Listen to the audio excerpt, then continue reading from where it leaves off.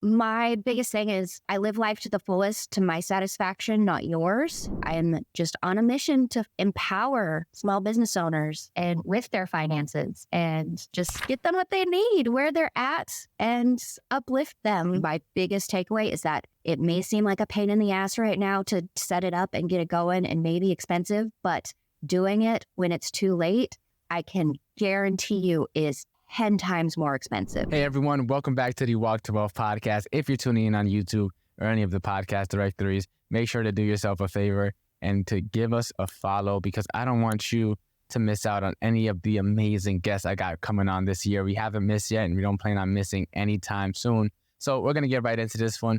Audrey, for anyone who hasn't had the opportunity yet to get to meet you, tell us about yourself. Who are you and what do you do? Yes, thank you. My name is Audrey Heesch. I run a bookkeeping company and I also have an interim CFO company, and just getting in and helping small business owners really understand their finances and what it all means and how it all comes together. Yeah, that's amazing. And so before we start talking about the money talk today, let's hop back in this time machine, as I like to say, and take us back to little Audrey. What was it like growing up? Was this like something you always had in mind? Like, how did this all come about? What was it like growing up back in your childhood? Oh, goodness. I was raised by a single mom, young single mom. And so there was a lot of scarcity and a lot of lack.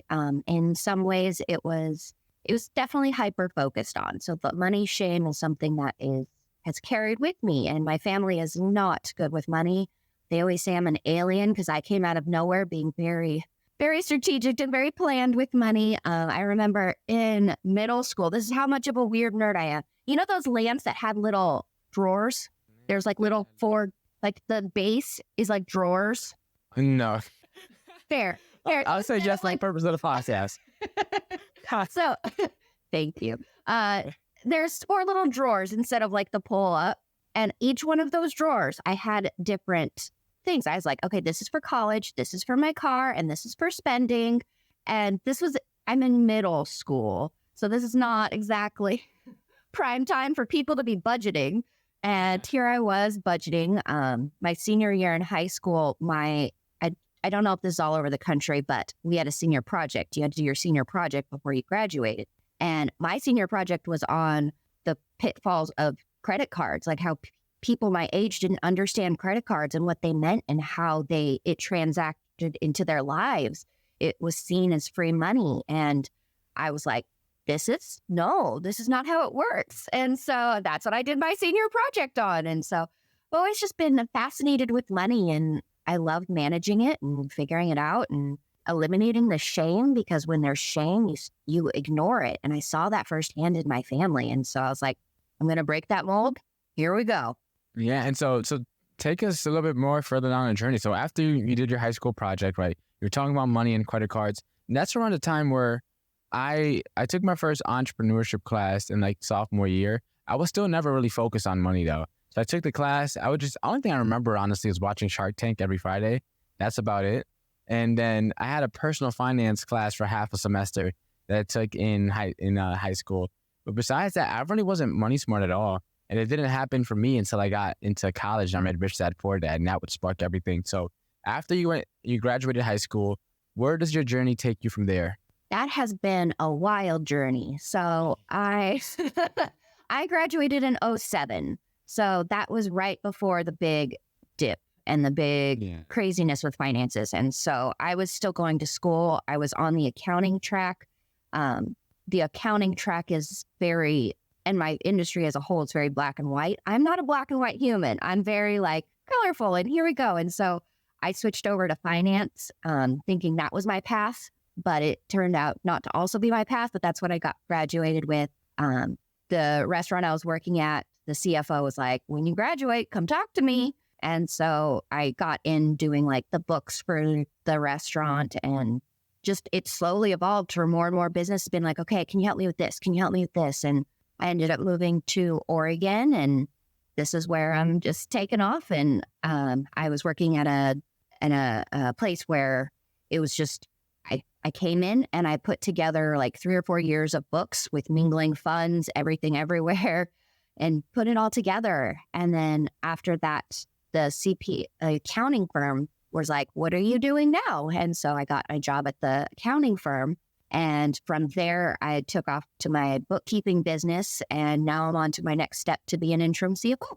That's amazing. So let me ask you, because it's one of those things when it comes to becoming an entrepreneur, when you're, in corporate, I feel is a lot harder than when you become an entrepreneur, like either fresh out of high school or while you're in high school, while you're in college, before you get the golden handcuffs, because it's like you have something solid as being in the accounting space or finance space, you're usually getting paid more than like a social worker or something like that. So like you usually can start off making a lot more money than some of the other professions. You have normally at these companies some better benefits, and you started your business despite already having something that was pretty secure. What was it like navigating starting your business and doing the independent like bookkeeping thing at that time where you were like starting it off? What was it like back then? That is one of the fun curves in my story. I always said I did not want to be an entrepreneur. I was like, no, hard pass. Because being in the accounting firm and just everything I'd seen up to there, and I saw the worst of the worst. Like, I know how bad entrepreneurship can be. And I was like, nope, not doing that. But after I left the accounting firm, because it was just like, after the accounting firm, I was like, okay, I need to do 180. I went into the construction world because I was like, nope, done with this, over here. My clients found really creative ways to find me. Like, they tracked down my now husband at work to be like, can I have her number? And so that was very flattering. So I had like 3 or 4 clients in the bag before I started. And it was like, okay, I can work my normal 50 hours plus additional to help my clients because I really wanted to make sure they were taken care of. And so I just leaned into it, even though I didn't want to. And it was like, I don't want to do this. But I was like, it's time, it's necessary, and it's what everything has been calling me to do. So instead of fighting it like I had been for years, and I could have been much more established by then, I finally leaned into it and took the leap. Let me ask you, because you bring up a pretty interesting point. So you said like I should have been, and should implies a lot of judgment, right? It implies that something had to have been done already, right? And so a lot of the times when we get into something and we realize that we had the opportunity to start it sooner, we beat ourselves up about it. How did you not get in that negative trap of just like, oh my goodness, I could have done this better sooner and I could have been so much more successful, and being more in the mindset of like gratitude and being just grateful for where you are and finally starting? A lot of people tend to like always get caught up in the entrepreneur and the business and stuff like that and never get caught up in the gratitude. And so how did you not get caught up in the like, oh, beating yourself up because you should have done this X amount of time ago? That is a beautiful insight and a beautiful perspective. My mom was there's always been headstrong. Like, when I decide to do something, it's what I choose in that moment, where I'm going. And so my biggest thing is I live life to the fullest, to my satisfaction, not yours. And so that was my moment. I was like, okay, this is when I'm doing it. So this is now where my mindset is going, if that makes sense. Like, I was just like, nope, this is my path. Now I'm going to go here. Yeah, I could have all the should haves, and clearly I said some of it. So some of it's still lingering that I need to work through. But for the most part, it's releasing myself from that mental trap. Like you said, like, where's the gain in that? What do you get from focusing your energy, your time, your mental capacity on that when you could be focusing on your future and where you're going? Yeah. It's one of those things where like disappointment comes from unmet expectations, and a lot of our expectations are unrealistic, and then we question why they were unmet. And so many times it's like people find themselves so disappointed, and it's like you're at the right place at the right time with all the stuff going on. You're where you need to be for this current season of your life and for that current moment that you're in. And I always talk about, like, at least I don't really talk about it on a podcast as much as I probably should, but when I am talking to people, it's like, let go of things you can't control. Right? And that's one of those things it's like you can't control. And another thing is everyone always assumes that if you change one variable in the past, that it spirals into success. And when in reality, anyone who watched like a time traveler movie should know that you touch one thing in the past and like you could have so many different scenarios, none of which are what you originally planned for. It's like, you don't know how things would turn out. And so many people just beat themselves up and they're stuck living in the past. And it's like, man, just you have to be grateful for where you are now and get through it. So you started your bookkeeping business on the side. Now you're an interim CFO. Like, what's it like now, to bring us back full circle before we really dive into today's conversation? What's it like now? I know you, last time we spoke, you had some exciting things planned. Like, what's it like now with the business world, with your business, with this new position that you're getting into?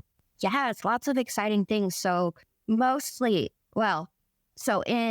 July 17th through the 25th, I believe, I'm putting on another summit. So that is going to be amazing and incredible, and just spilling the tea on gaining control of your business's finances, because I know that's a sticking point with entrepreneurs. And I'm just on a mission to empower small business owners and with their finances, and just get them what they need where they're at and uplift them. That is amazing. I was just teaching a class right before we hopped on to record this. And I have a marketing company, and I'm actually getting ready to launch my first course literally next week from the time of recording this. So I'm doing, like, I don't know if you know Jeff Walker, but he has a book called Launch. And if you have a good, like, a product, whether digital or in person or service or whatever, coaching, or his book would be an amazing read for you. He talks pretty much about, he's like the OG of launches. So like most of the people that launch their business were probably like students of his. Like all the big time entrepreneurs pretty much learn from him. And essentially what he talks about is, like, you teach 3 pieces of content. I'm doing live video, so I'm going live workshop style, but you teach 3, and then on the 4th one, you pitch whatever it is. So whether it's your coaching, or if you have a high ticket mastermind, or if you have a course, I'm launching a course. So day 4, I'm going to pitch my course. And then you have an open cart for a week, meaning that it's available for a week for anyone that doesn't know what open cart means and the audience. And then on Friday that week, I'm going to close the cart. And then after that, whoever gets in, whoever doesn't. So I don't even know where I was going on this tangent. Long story short, I completely forgot the point. So we're just going to keep it going. So now you have this thing that you're working on. You have this summit that you're working on. Long story short is, read Launch. It's a great book. That for anyone that wants to launch their business, for any entrepreneurs in the audience, or for you as well, Audrey, it's like, that book is an amazing read. And so to kind of segue into this stuff, so most of the people, my audience, is either trying to get into starting a business or just started it. And most people in this age group that I'm in, 18 to 21 to 22, I mean, most people in general don't know about money, but my age group definitely doesn't know about money. A lot of them aren't interested in like how the game actually works. And I always say there's 2 games. There's one for the informed and there's one for the uninformed. And it's one of those things where it's like, I'm on a mission to help inform people, because it's like, with that, then you can actually play. And so let's talk about it. Accounting, money for small business, like money management in general. Like, how does one start? Like, where does one start when it comes to starting their business? Like, how does one begin to properly manage or bookkeep their small business? Because for me right now, to be transparent, I don't have a bookkeeper at all or anything like that. So I'm like, I have a business card and a business bank account. Like, I'm like somewhat organized in that front, but like, I don't have a bookkeeper or anything like that, keeping track or anything. So Kajabi keeps track of how much I made, which isn't really much at all. But after this launch, it might be a different story. So where does one start? Long story short.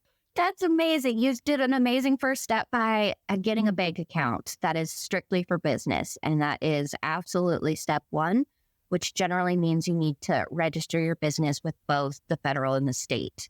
So you get an EIN from the federal, and then in Oregon, we call it a BIN. I'm not sure. Yeah. It's all over. And get that business bank account and keep it separate.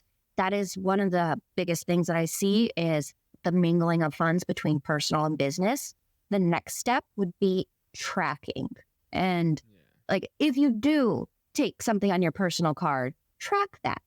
Either have a spreadsheet or have your book set up to accommodate that transaction if you're used to using your personal and you're not ready to transfer it over. So really quickly, the fine book setup, what does that look like for someone who doesn't even understand? They just got into business because they wanted to get some side of money or started people told them they should start doing here or something. What does it mean by you have your books set up? What does that mean? Excellent question. So your books are your finances, just your in paper form or digital form. Every transaction that goes into your business and for your business is tracked, and it's called your books. You'll have like all your bank accounts, all your assets, anything you owe, and then all your expenses. And you just put it into, it can be a spreadsheet, it can be a software system, and you just track it and it shows you the flow and you get reports. And that's when the money happens. That's when you can really start playing with it. Like you said, that's when you get the power because you have all this data and it's your data and you get to use that data because you have it available to you to grow and learn. Yeah, that's amazing. So you set up your bank accounts, right? And then you start getting your books set up properly. Where do we go from there? Maintenance. So once you have it all set up, then since your business is always like having transactions, your books should reflect that. So you get a sale, then the sale gets entered. You pay a bill, that bill gets entered. And so the flow of money and the energy of money gets into your books, and that's what it shows. And once you have that and you have it all put together, you can then look at your reports and be like, okay, I know every September is my dip month for whatever reason. Either that's my break in launches or that's just the cyclical cycle of my industry. You can then prepare for that. You can be like, okay, well, June is my high month, so the income here can carry me over here for my expenses that I might be missing. You can then start looking at your numbers and learning your numbers and making plans to see what is the downfall and the peaks and play with that. Yeah, so pretty much to simplify everything, first you separate, right? And then you track, and then you maintain, essentially. So I want to go back to the first one, separate. For anyone that doesn't understand why really, like you told us kind of why, but like what would happen if we didn't? Like what are some of the repercussions that could happen or the bad stuff that can happen if, it hits the fan and we're caught, with our pants down? Like what could happen if, we're not set up properly? Because sometimes people understand it's like, I don't need a business account, right? I could just use my personal and just say, separating. Like what would happen if you didn't have that set up properly and you ended up, something bad were to happen? That is an incredible question because currently my newest client, she hired me to put her books together because it hadn't been. What she did is she would just tally up her expenses every time she decided to pay her taxes. And it wasn't always every year like it should have been. She was going through big life changes. So it was just the compilation and she just didn't have it. And now she's getting audited. So we're currently in an audit. Big word. And it is that mixture of personal and business, and the auditor is getting into it because they have full liberty to do that. That is their job, is to make sure that what you're self-reporting matches what your reality is. And so we're digging through a bunch of receipts, a bunch of bank statements of personal and business and trying to get it all together. And my biggest takeaway is that it may seem like a pain in the ass right now to set it up and get it going and maybe expensive, but doing it when it's too late, I can guarantee you is 10 times more expensive. Yeah. So let me ask you a quick question. So you don't have to share her numbers because of course that's your client, but like for like someone who's like a small business owner, like a solopreneur, what's the biggest, tax or payment that someone would have had to pay from being audited that you've known or you've heard of? I don't have excellent question. I don't know. The audit, I haven't really heard of like the end bill. I guess that's not. So what happens? So that may be like something that I don't know. So like I'm familiar with the term audit. I know what it is. I know what happens. So, but like, let's say you get audited and your books aren't in check. Like what happens there? Like, I guess it would be a better question then, because what happens if you get audited and it's like, oh, so you actually weren't properly reporting? What happens there? Perfect. So what the auditor does, for whatever reason, your account either gets flagged or put into an audit pool just by unluck. And then you get a letter in the mail and it just outlines what they're wanting documentations for. They can ask for every single line on your return, or they can be like, okay, I want these categories. Everything else seems reasonable and I'm not going to waste my time on that, basically. So they just take the line items that they have questions on and you present documents for them. Before you present that document, they send you a list of, okay, if you don't give us any of these documents, this is what your bill is going to be because we're going to disallow it. So you filed your tax return being like, okay, I want these allowable deductions, but if you don't give proof, they're going to take them away. And so it just breaks it out to be like, okay, this is how much additional tax you're going to pay. These are the penalties applied if all of these don't get documented. And this is the interest compiled on up to that. So my client is currently with that, it's $500,000. My goodness. Yes. Shit. So it's a lot of work. It is a lot of documents because just the sales are really high. And so the expenses are really high. And so it's just walking through that and getting it organized and valid to present to the IRS auditor. And so then, no, sorry. So if we can't present something, but we can present half of it. So let's say we can present like 50% of it, but not the other 50%, then she'll only have to pay penalties and fees on what couldn't be presented. Yeah. Okay. That makes a lot more sense. I didn't know that's how it worked. And for any business owners, it's like your worst nightmare. Like the IRS is like the big, bad, mean guys. They're just trying to take all your money. So let me ask you, right? So now that we kind of understand why it's important and what could happen if we don't manage our stuff properly, how can we make tracking simpler?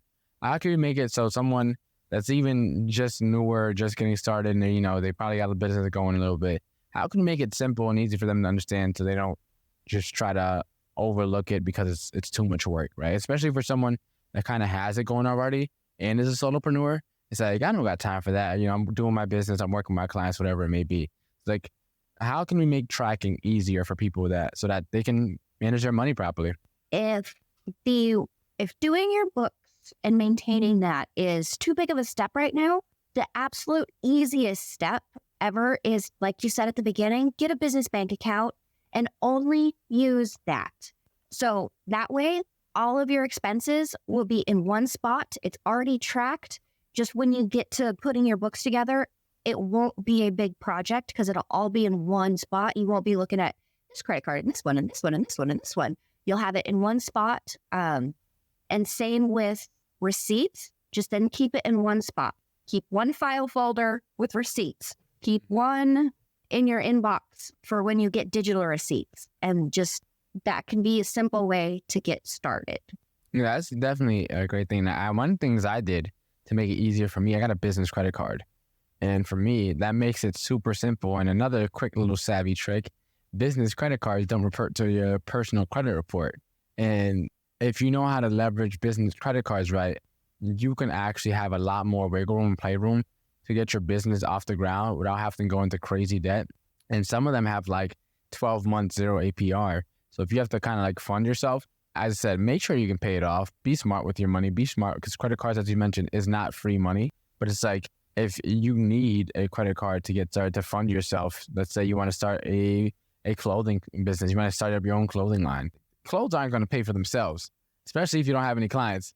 You don't have, so that's when where you can kind of almost seed fund yourself so that you can get your business going off the ground. And I definitely would recommend getting a business credit card because it's one of those things where it's like, one, it makes reporting so much easier. It's like, all right, I don't know how much I spend, but I know I only use this card for everything. So just boom, just look at my docs, my bank statements for this credit card, and it'll make everything easier. And that way you don't have to, as I said, scramble around to keep yourself organized. But let me ask you a question. Is there any software tool? I want to ask you about QuickBooks, especially because I'm thinking about potentially using it in the future. Like, what's your thoughts on QuickBooks? Right now, I have a business bank account right now and a business credit card for my marketing company.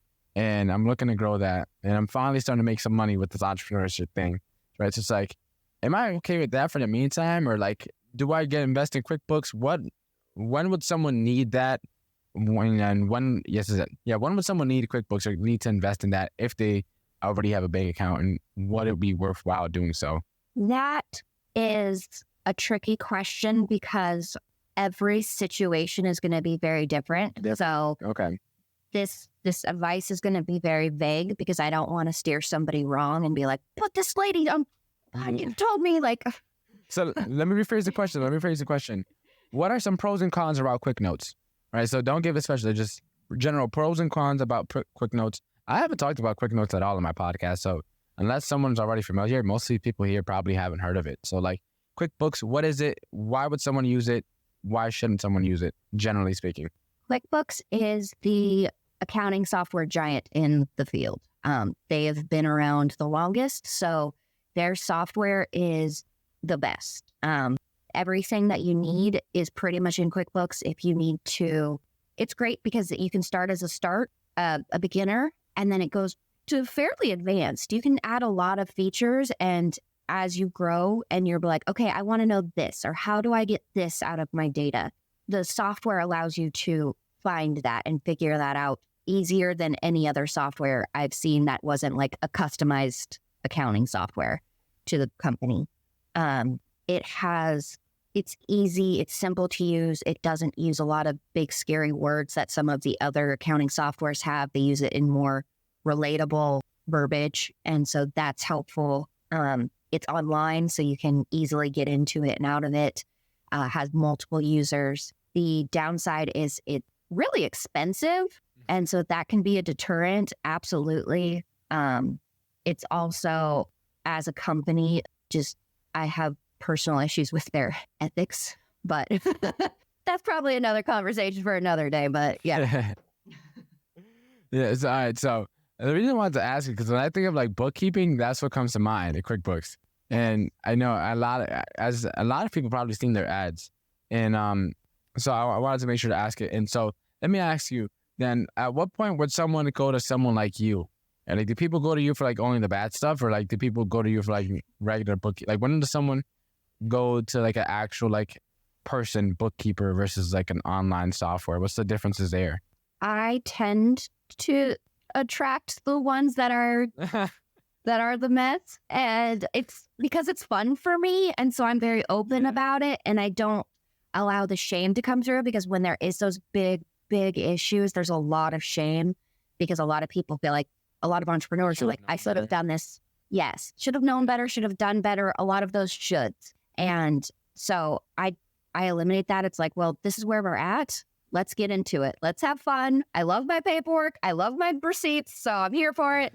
And so that makes them feel, I get told that makes them feel better. So the ones that take off, like the ones that tend to be the most stable, reach out to a bookkeeper when they realize they're not maintaining it themselves and they're ready to take the entrepreneur lane seriously and start to get this taken care of. And that's the beauty of finances. You don't have to be the one doing the in and out day to day. That's why there's nerdy people like me. But you do have to know your numbers. And I think that is the teeter-totter that people don't fully embrace, is that they think that they have to be the one doing it. And it's always the last thing. It's the first thing that gets put off, doing their books, first thing that gets put off in admin tasks. And it's the last thing to get outsourced. But it's such a key pivotal part of your business. Your finances are your foundation. So it's important to take it seriously.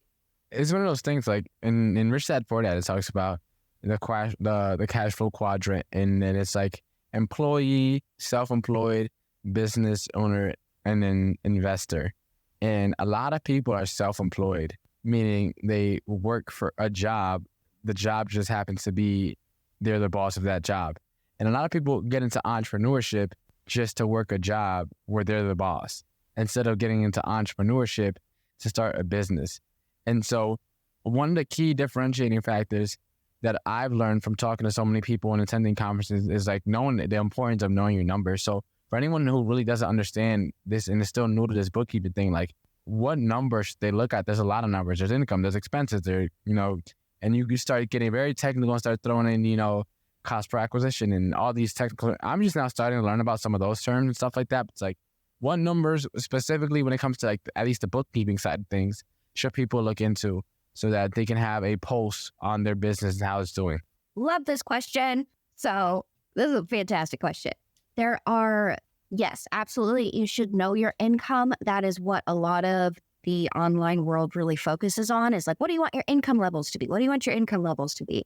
And while that is very important, it's your bottom line that is more important. Because if your expenses are bigger than your income, then what is that goal giving you? If your goal is $10,000 a month, but your expenses are $9,500, is that really what you're aiming for? And so really knowing what your costs are, what is your break-even point? Which means how much money do you have to bring in every month to break even for your just basic costs? And that's when you start to dig into that, that's when it's like, oh, I get it. That's when I see people be like, oh, okay, I can figure that out and I can get a grasp on that. And I think that's a beautiful first step, is just knowing what your costs are, because that's when you can really start planning for your income. But you should be focusing on your profit. Yeah, that's another thing that a lot of the online gurus and stuff preach. It's like, oh, make 6 figures a year and doing XYZ. And they just share with you the revenue, and they don't give you all the bells and whistles as to what's actually going on behind the scenes. Like, for example, you mentioned earlier that you talked about a restaurant. And I know from working in a restaurant still, it's like money is extremely tight when it comes to restaurants. And at least most of them, the margin is like super tight. So it's like a lot of them was like, they're making a lot of money, but it's like, there's so much expenses that goes into running a restaurant. It's literally insane. So a lot of these people have businesses and they're sharing their information. It's like, oh, I make XYZ. And it's like, okay, how much do you keep of XYZ? And a lot of people, if we got to peel back the onion or unveil the curtains, it's like, you will see a lot of people aren't really making as much as it seems. And a lot of people are burning more money than they're actually making. And so let me ask you, for when it comes to keeping a pulse on your business, now that we start looking at a number of income expenses, from there, what are some other important things to look out for? Because I feel like expenses, it's great. You have to pay for Riverside, the platform, right? We're using, I pay like $20 a month or this, and then I have my editing platform, right? But a lot of the time, it's the unexpected things that pretty much screw us over.